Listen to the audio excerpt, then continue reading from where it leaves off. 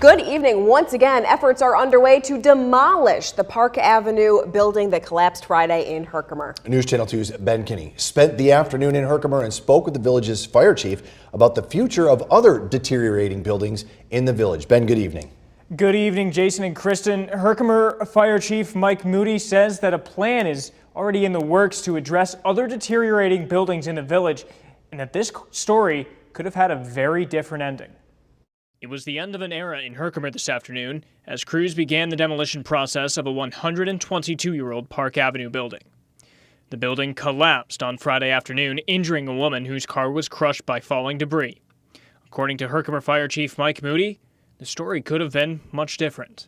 Any commercial building like that, four-story building along the public way, the sidewalk, parking lot, residential building on the other side of it, if the collapse was any worse than it was, there was a chance that it could have been much more serious than it was.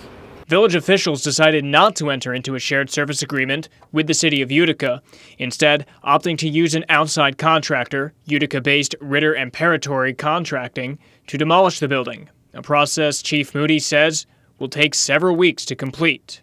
The mayor and the village board of trustees chose to do a total demolition and a cleanup. So basically when Ritter Parator is done, the site will be clean and graded.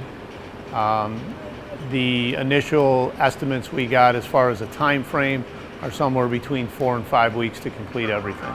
The building was one of many in the village of Herkimer in a state of disrepair, which Chief Moody says isn't a problem seen only in Herkimer.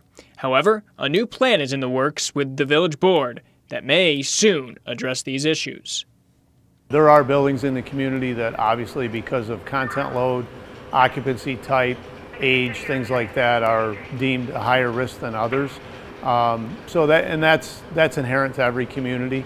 I believe the village is in the process of developing some sort of a plan to deal with some of the things that need to be dealt with sooner rather than later. So we'll just have to, it remains to be seen what they come up with and how they move forward with that. Now, we do have an update on the condition of the woman who was injured in the collapse. Officials report that she has been released from the hospital, but had no other information on her condition. Jason? All right, Ben, thank you very much. A couple